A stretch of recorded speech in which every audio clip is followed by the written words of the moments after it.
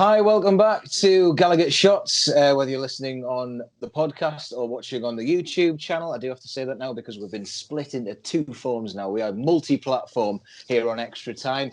This is the week at Newcastle United. What a week it's been. I cannot wait for this. 7 days looking at the state of the club once again. Joined today by my now regular co-host, Jessalou. Hello, Jessalou. Jessalou it is. Jess Linton. Jess Linton and That Jess sounds Hendrick. a bit like Jeff Linton, though. Yeah. Train guy. The Jeff Linton. The Jeff Linton. Yeah. You are, of course, my new co-host. Pleasure. I'll stick with Jessalou. Thank you very much. Jess, what is your key thing you're going to bring to these weekly chats?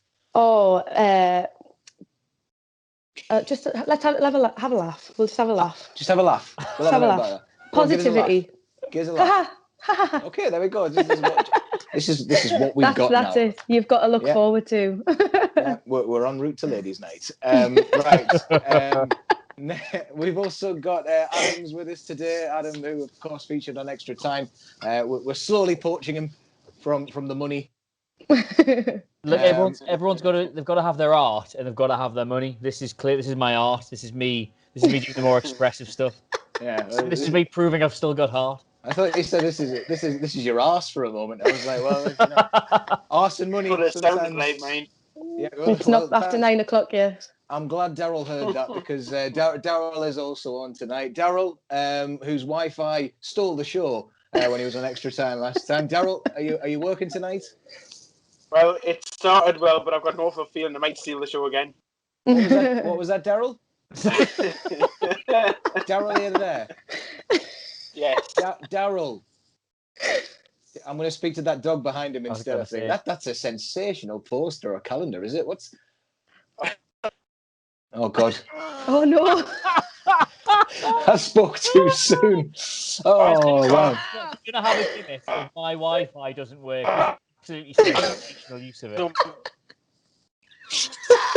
It wouldn't be a night on ExtraTyne without Daryl's Wi-Fi freezing. I can't believe it. I genuinely can't believe it. At least he's smiling. That's the main thing. Daryl. It'd be a nice picture of him. That he'd be delighted when he watches this back. Yeah, there we go. Daryl's moving again. Daryl, is that a calendar behind you? We'll never know. Oh, excellent. Well, I'll let him fiddle with his wires. Jess, as you can tell, we're here for a laugh. This is what Jess said. I told you. I'm delivering. Well, let's put that to bed now and talk about Newcastle. The state of the club 7 days ago, we were looking at the scale of the injuries to Dwight Gale, Martin Bravoca, two, you might say, key players now, given the way that Gale was scoring and we don't have a striker on our books who can score. And as well as that, Henry Survey made an appearance, which is always nice to see him. Adam, is it important that survey awareness is raised during these difficult times?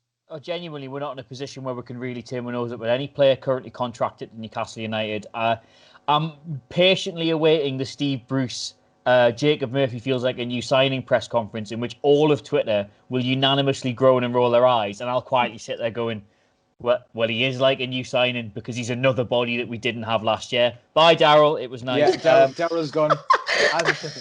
Oh, he's back. He's back. The thing is, it's genuinely, Saive, last time he came in for the club I think it was that West Ham game where I had a calamity, but he also played alright.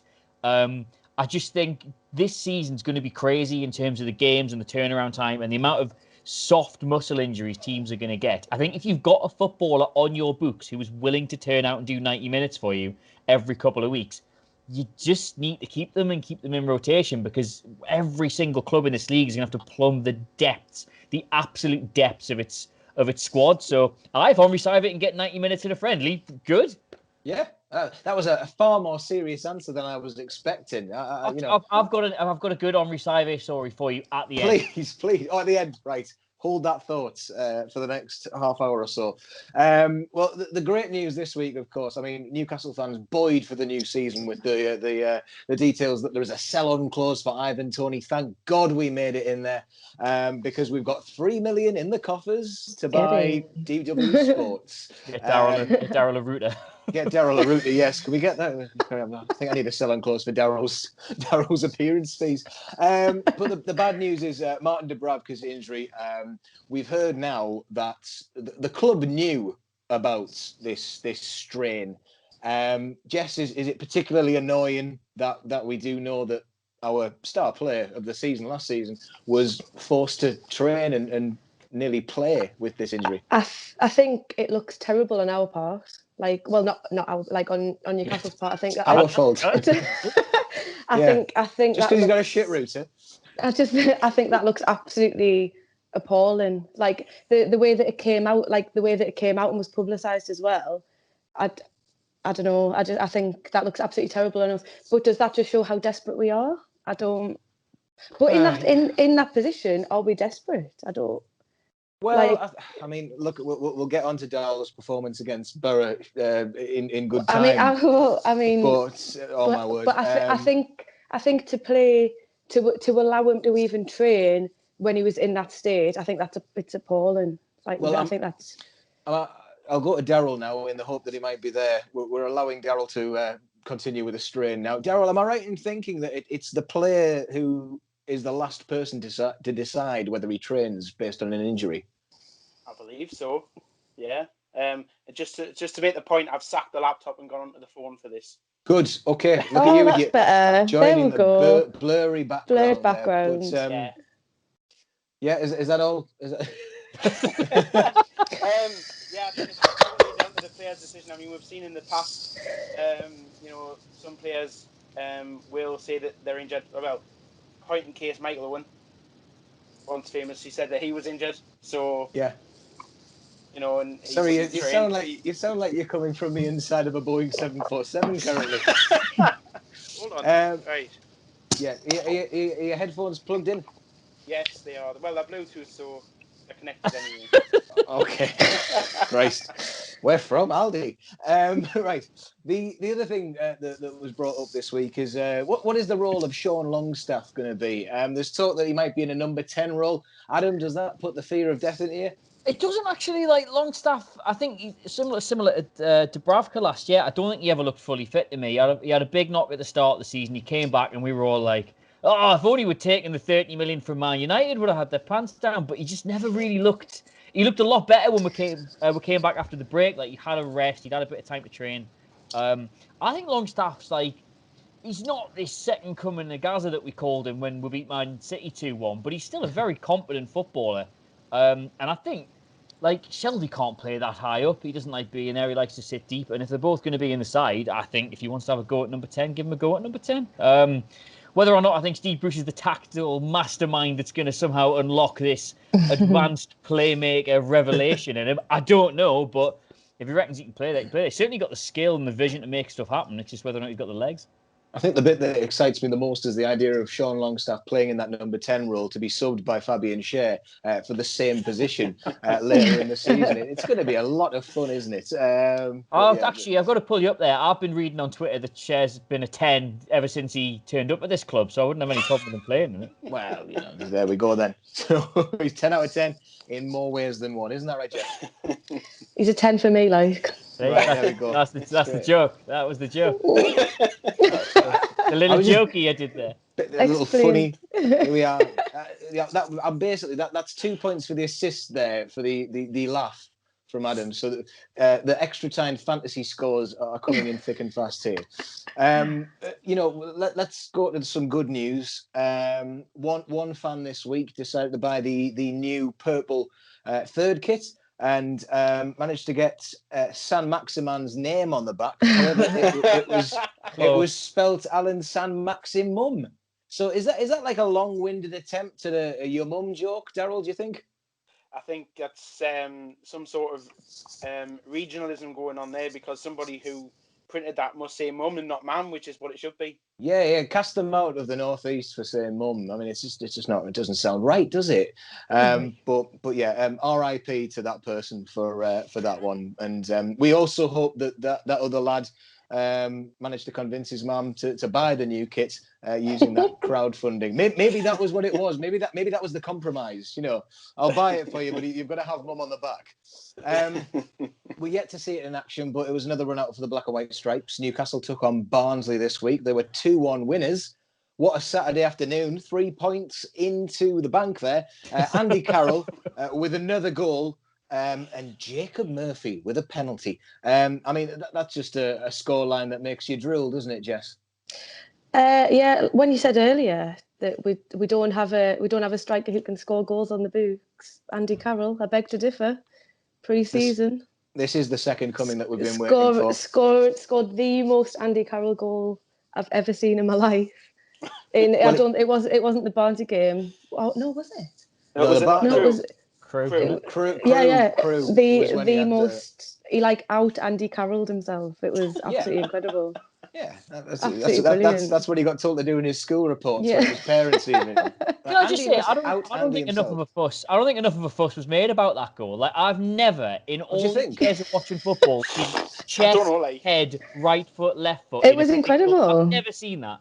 It was absolutely brilliant. There was talk of Andy Carroll doing a Rabona in training, and to be honest, the next step is just an injury to complete the holy trifecta, which is slightly concerning. But Jacob Murphy in the team, fresh off his rather successful season with Sheffield Wednesday, was back, earned the penalty, scored the penalty. Daryl, do you want to see Jacob Murphy get the chance? I'd certainly have him in the squad this season. You know, and I don't want to take it away too much, but there's been a bit of talk about Matt Ritchie this week. And I certainly wouldn't want to lose him. But in terms of Jacob Murphy, certainly have him around in the squad. Steve Bruce was the man who actually took him to Sheffield Wednesday last season on loan before he, took himself away from there. He got out of Dodge for that one, but he was the man that signed him to Sheffield Wednesday. So he's obviously seen something in him to take in there. So I'm sure he'll probably want to see a bit more of him this season. Yeah, because as we all know, there is something inside so strong. We know that he can make it. That is the thing with Jacob Murphy. I mean, a lot of fans are still convinced that we did sign the wrong Murphy, but I've not seen anything of Josh. I think they made the deal and they both went to the different clubs and then they just swapped because they're identical, aren't they? So we might get the other one turn up at some point this season. You could be onto something there, Daryl. I honestly feel like they're doing the thing with twins where it's like, can you be asked to play this weekend, mate? Just pop in, just Josh come up for the weekend. Yeah, exactly. But yeah, I mean, a good win. That was 2 wins out of 2 at that point. But there is another game to come. Let's just try and buffer that moment and talk about skim over players that we've been linked with this week. So there's Ryan Brewster, I believe, from Liverpool, who seems to be single-handedly running the show for Liverpool in pre-season, although he did miss that penalty, so it is a failure, and we want nothing to do with him. And I'm just easing him into the disappointment if he does come to Newcastle United. We hate you. Please don't come. You're not welcome. Maitland-Niles in there as well. Holding, who is an ongoing thing. We've also apparently tabled a bid for Marega at Porto. And my favourite link of the week was the Galatasaray player Marcao. As I said on Twitter, I was interested in Marcao from the moment I read about him that night. Galatasaray fans don't like that, let me tell you, because if you even mention that one of their players could be joining your club, they will jump on you like a ton of bricks. And that got a bit of heat for that, didn't you? A fun Saturday night. They didn't enjoy my English jokes that I was making. I've missed all this. I didn't know. I'll have to. Oh, there wasn't much going on, to be honest. But Adam, have you had a run in with the Turkey's best fans? Sorry, I've never had a run in with Turkey's best fans. It always just reminds you when Paul Dummett nearly injured Suarez in the last game of the season before the World Cup. And he got all these Uruguayans telling him his mother was a cat and they'd spit on his arm and stuff like that. The most bizarrely translated swear word. Imagine Paul Dummett going home like ice. Like, God bless him. A lovely bloke. Probably not brain of Britain. just sat there looking at all these like sort of broken English, like really angry capital letter tweets and just being like, what have I done? Mr. Carver, there's a nasty man on the phone. You imagine the conversation he would have had when he went round to his mum's on Sunday for dinner. And he said, Mum, somebody wine says they're going to spit on your arm. Yeah. Shut up, Paul, eat your dinner. No dessert otherwise. Mum, there's a man called Julio saying that you want sour milk. Paul, man, stop dreaming. Put your phone down at the table. I'll not say it again. You don't even play for Newcastle. Well, yes. Well, look, I am of the firm belief that there is always a story in that. Who done it? Well, Kenny is probably looking at him at this point. Well, Suarez probably wants away from Barcelona as well. Oh, here we go. Right, I met Joe Kinnear once. Right. Oh God. And he called Paul Dum. He honestly went, Paul done it. Paul done it. Paul done it. Did he? Yeah. I see. I've got an idea for, like, you know what, Paul Dummett, when he does reach the retirement age, which is probably a long way off for now, but there's a murder mystery company in there, don't you think? Oh, definitely, yeah. Paul Dunnett's Mystery Murders. That's a terrible investigative name because you've just implicated yourself. Yeah, it was him. Yeah. Hello, Paul Dunnett. Take a table. Yeah. You're going to waste the next 2 hours, but you actually find out that the host is the one that did it. Fair enough. Exactly. There you go. Get Paul Dunnett in there, and then John Carver will probably play it and probably still blame Mike Williamson. So there is some bad news this week. Really? That would be true. I know, it's a shame, isn't it? The bad news is that, I mean, for some absurd reason, given the standard of football that we saw in the games against Brighton and Hove Albion this season, there are no Newcastle United games on TV. They've not been selected. So my recommendation is sponsor line coming at the bottom here. Be Out Q will be providing some of the details that you might, if you just want to watch the games just on the sly. Yeah, we've been pushed into having to use pirated streams, I guess, if anyone wants to watch them. I mean, Adam, is this the wonderful ironic outcome of the whole thing? Well, not to get into actual news, which people will not be interested in hearing, but wasn't there some part of the day that the Premier League have lost some huge Chinese broadcast rights deal? I've seen that. Putting them something like £1 billion out of pocket right after they've just turned down. Look, now, who's got that money lying around? For me to get involved in socio-economic global movements here and there, it's not my wheelhouse. That I'm not that guy. I do bad John Carver jokes. But I think if there is some sense of irony in the universe, the Premier League being financially knackered after they just hummed and hawed over letting us get taken over by a man with more money than God, it could only happen to Newcastle United, couldn't it? They'll probably go back and be like, "Oh, you still know them, yeah, Saudi lads. They still fancy coming down." We are talking of Clear TV owner Henry Morris here, by the way. Unfortunately, I've never heard that name before in my life. Maybe he Sorry, which world leaders has he been photoshopped next to? Any good ones? Probably, what was it? Vincent? No, Thaksin Shinawatra is probably back on the scene with Bellinova at this point.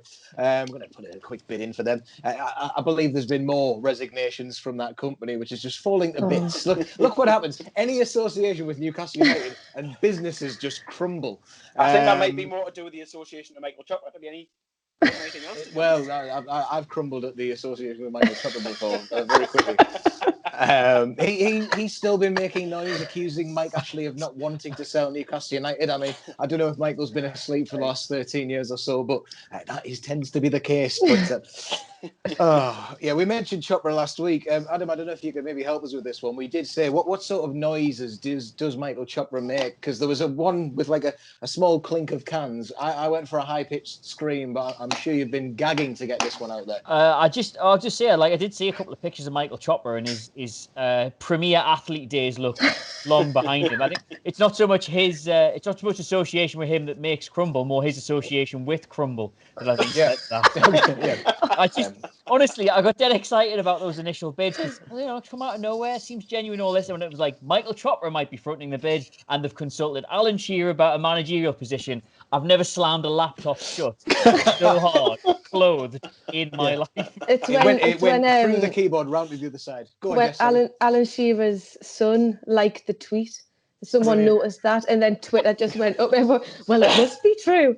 If Will Shearer's liked it, it must be true. Cracking account, Will Shearer. Long may he reign. Right, he's on the wind up, I think.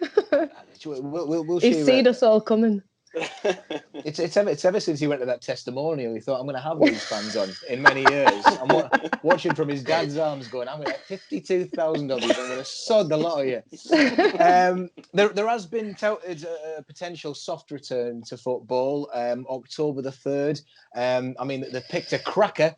It's against Burnley. So Jeff Hendrick will be just loving the prospect of playing his old club with a few boxes of men who've paid quite a lot of money for those positions there. Jess, would you be up for going back to the stadium yet? Well, I mean, I don't really understand how it's going to work. Cause I read about it the other day. Was it going to be like Arsenal was going to be the first? Arsenal trying it on the same weekend, I believe. Yeah. I can't get my head around it. What are they going to do? Have one person in, leave one person out, swap it by? I don't. Well, Daryl, how can you social distance it? I don't. Daryl, how do you think it should work? I know that the trust put something around recently about like what people think should happen with priority of season ticket holders. Yeah. My opinion, of course, is that the free season ticket holders from last year should be given keys to the city first of all, but after that, allowed into the ground. But what exactly should happen? Do you think, Daryl? What would be the best scenario? I've seen that the survey that the trust put out to its members, and the ideas were it was to do based on a loyalty point system, but we all know how well that's approved of in the away community. And then it was a case of it with the away fans. Oh, the away community. Sorry, sorry. But there's also like a way of doing it on a ballot as well. I'm just thinking of the away community now being like a small suburb in Newcastle. You've got some cracks on. Sorry, Daryl, go on. No, that's fine.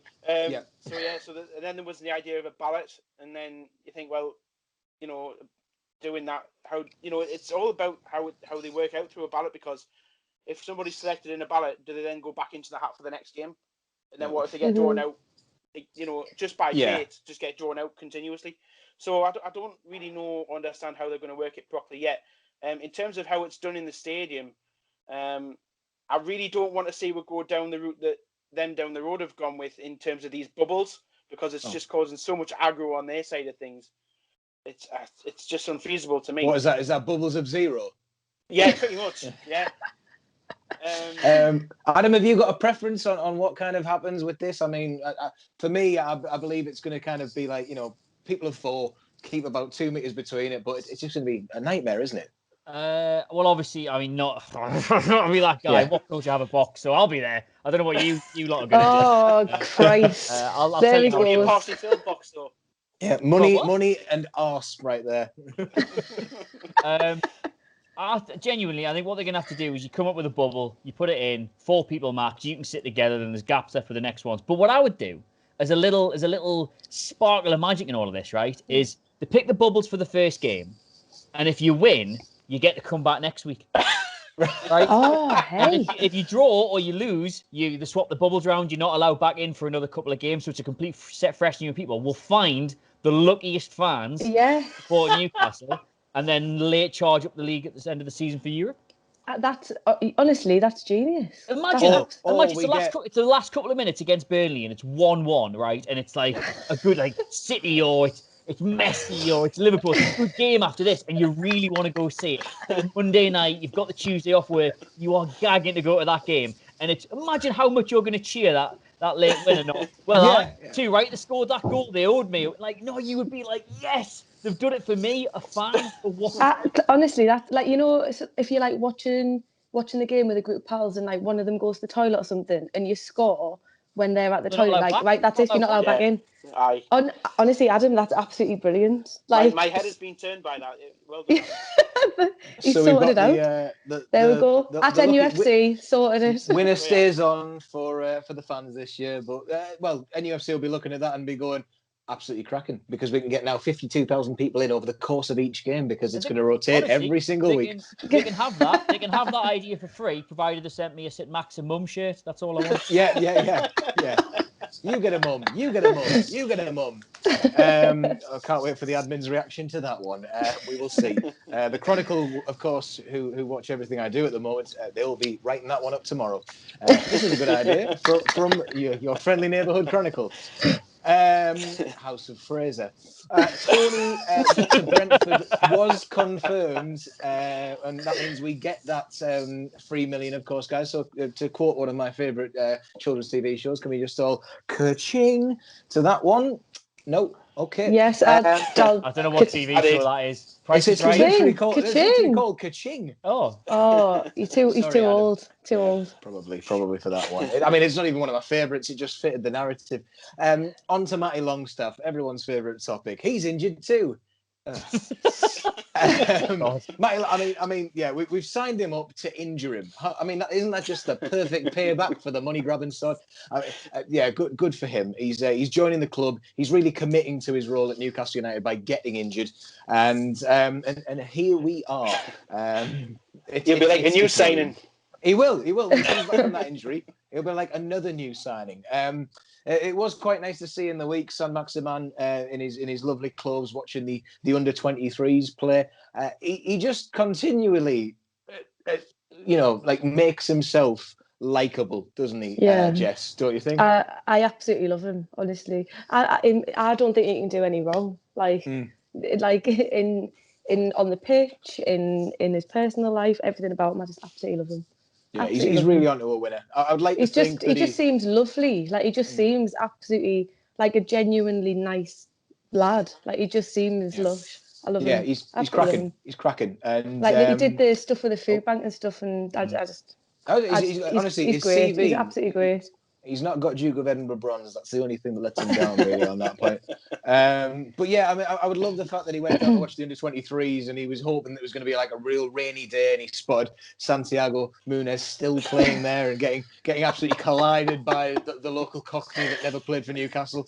But yeah, there was one nice little story which I was really keen on. The story that the players apparently formed a bit of a pact after the takeover collapse, because it's strange because the players are the one thing that you don't really think of when all that takeover stuff's going on. You're thinking about the potential signings, the investment in the area, of course. But the players made a pact to basically say, look, this is it now. This is the owner. We move on. Daryl, do you think that's really important for not just the players but the club as a whole?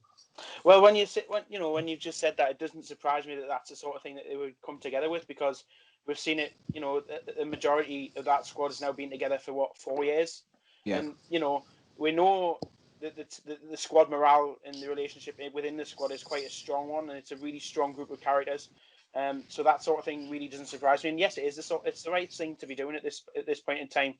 Like you say, we don't really consider the players in all this in the grand scheme of things when it's ongoing. So to see them come together like that is fantastic, and it sort of tells you that the relationship between them is still strong. And like with their initiation process as well, where they had Gillespie singing the song, it's just one of them little things that it's you got to make an arse of yourself first before you get accepted in the group, and then when you're in the group, it's you fight for each other. Yeah. Well, speaking of making asses of ourselves, Newcastle got beat 5-1 by Middlesbrough at Rockliffe Hall. Away goal, though. So. Yeah, well, an away goal there. But Borough, very craftily, have cancelled the rematch because they knew that we would beat them 4-0 on Monday. It was a real horrid way to come down from the highs of beating Barnsley and Crewe. And in this game, like you said, Jess, San Maximan scored, so another plus. But there was talk that he was, kicking the ball at the halfway line. It makes me worry that he was the only one trying.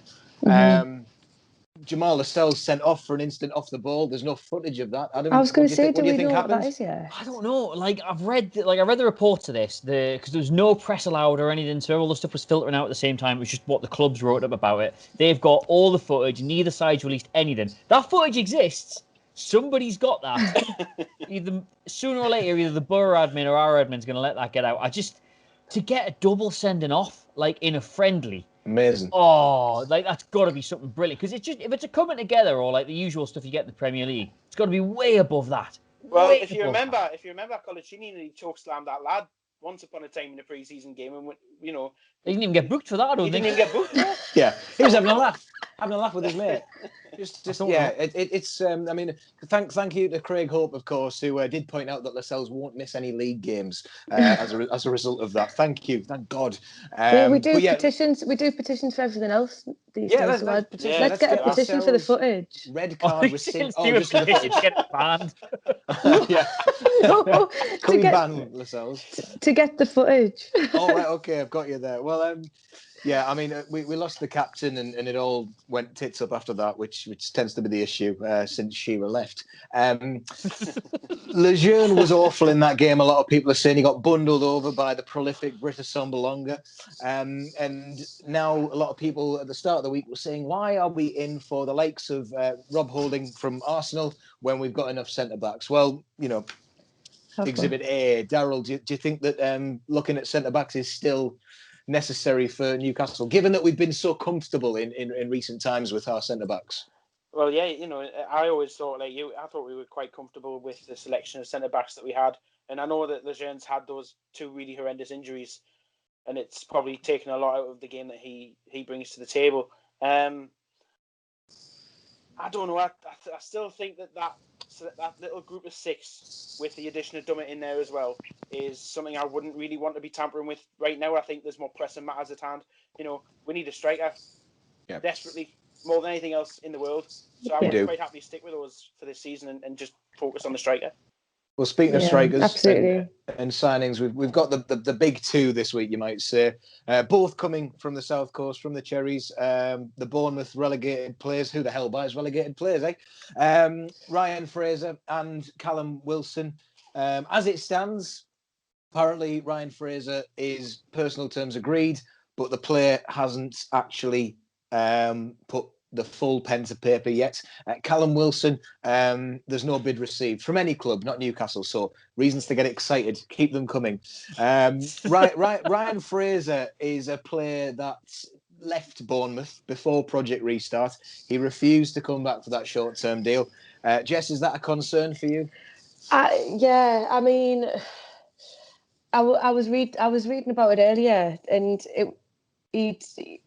like you say, he'd essentially just said, no, I'm not staying. So what's the point? Which that does concern me a bit, because it's like, where's your loyalty? Where, like, that is literally your job. I couldn't walk into my job and say, lads, I'm leaving in 8 weeks, so I'll just stop for a little while. I'll just head home. You can't do that. Do you know what I mean? Like, I feel like you want someone who's going to play to the death, regardless of whether they're going to leave or not. You want someone who's like 100% dedicated. And if he's not that, then why would we want him?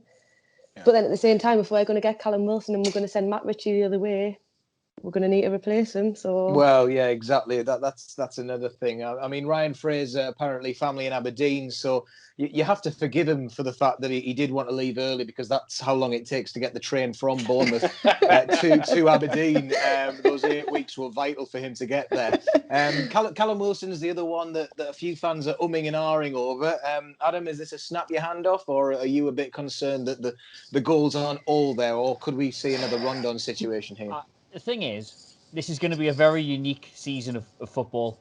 Like, games are going to be so close together. Like, if we were a normal football club trying to build for the next 3 or 4 years, I'd say, I don't know what, maybe Callum Wilson's not the one to go for. Maybe somebody we can develop a bit more. Maybe someone who's got a bit more of a better record. But, like, genuinely, if you do not have a stream of goals coming into your football team next season, you all go. 7 teams are going to get relegated. Somehow, 7 teams are going to get relegated next year, right? Callum Wilson scores a lot more goals than any player we currently have on the books, and that's the end-all, be-all of the story. Even if he's not fully fit the whole season, even if he plays half the games, he's still going to get, 6 this year? Something like that. He averages 1 in 3. I think between him and Fraser, there was something like 11 goals that either they scored or were involved in. It's a no-brainer in that case. If you're thinking 2 or 3 years ahead, you're right. If you're thinking about trying to get players with the exact right attitude, who are the exact sort of psychological fit for the club, then Jess is absolutely right. Fraser's not someone you'd want to go for, but Ryan Fraser's a better player than what we've got at the minute. Callum Wilson scored more goals than what we've got at the minute. If you can get them, and it's his money, I don't care how much it costs. Like, if they manage to extortionate wages out of him, I don't care. Good on I'm not paying for it. Exactly.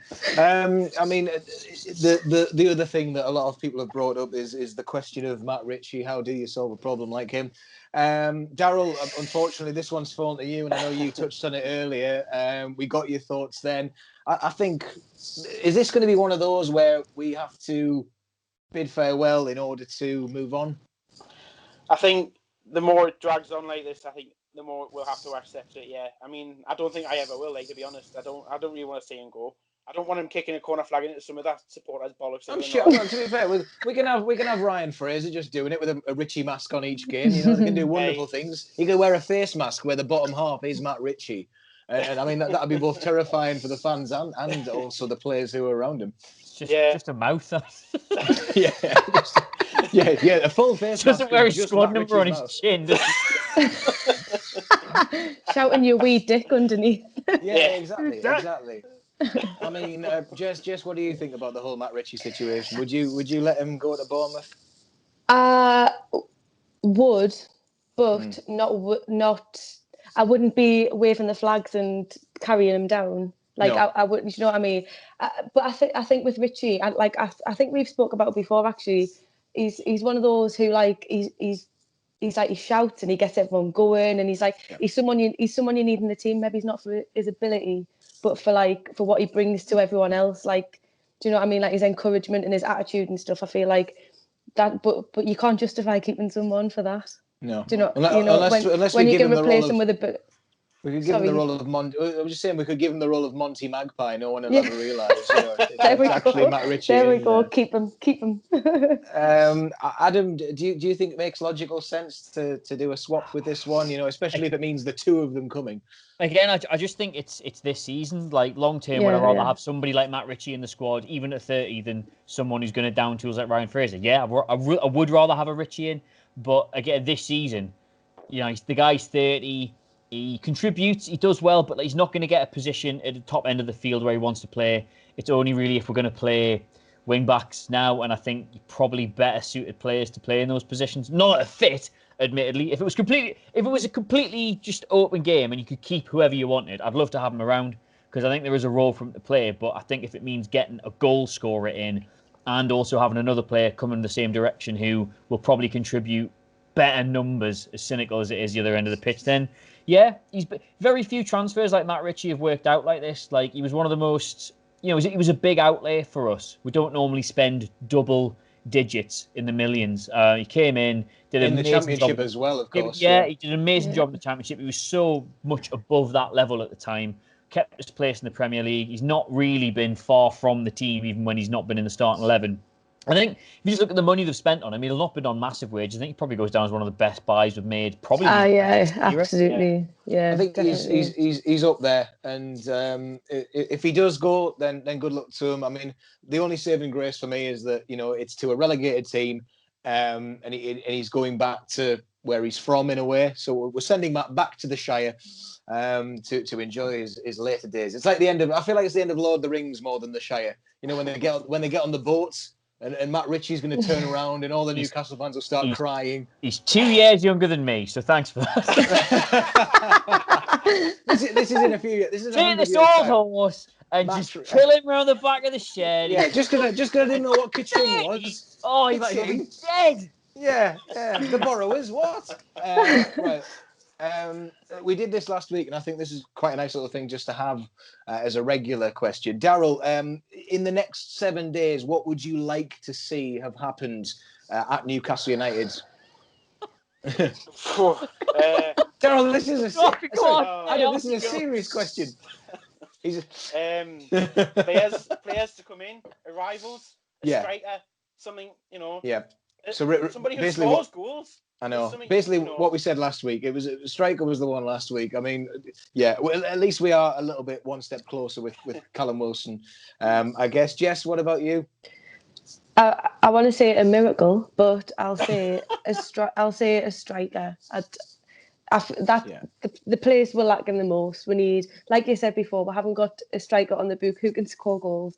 So if we could get a striker on the books who can score goals, that'll do for now. Given how long we take to do deals, you could be answering that the same for the next 4 weeks. We like to have a little bit of continuity. We had the same thing last week. Tune in next week. Adam, let's do what you do best and maybe go for more of an abstract approach here. If anything could happen to Newcastle United in the next 7 days, anything at all could arrive at Newcastle United, who would you like to see, or what would you like to see in your head? Categorically, the only thing that's going to salvage this week for any Newcastle United fans is picking up the paper and just seeing the words Middlesbrough FC doping scandal, and then that's it. It's all fine again. All fine again. Just big Neil Warnock sticking some like tiny Middlesbrough player with a needle the size of his head, and just there. Oh, that was it. That was it. That's why they had the fight with Lascelles. He spotted somebody flicking. He's on the nose. I'm gonna do some digging. I'm gonna zoom into a few images, and I'm gonna see that Britta Sambalonga was actually wearing a Live Strong band, and that was it. The Armstrong method. Yeah, rip all of his goals from him. Fraud. Yeah. Okay, a nice little doping scandal might. I'll change my answer and go with that as well. Actually, yeah. Well, I'd love it. I'd love it. It was only a matter of time before they get done. But good luck to Borough. On that note, that brings us to a close. The second week of ExtraTyne. It's been a laugh, and this is how it's going to be from now on, according to Jess. So long may that continue. Once again, we've got another 7 days of Newcastle United before we even kick a ball in the Premier League. But look at it this way, right? We've done August, we've done September. It's currently Newcastle United are unbeaten in the league in August and September, probably for the first time in many, many years. So I'll leave that with you. Thanks for subscribing to Gallagher Shots. Thanks to Daryl. Thanks to Adam. And thanks to my co-host, Jess. It's been a right laugh. Cheers. See ya. See ya.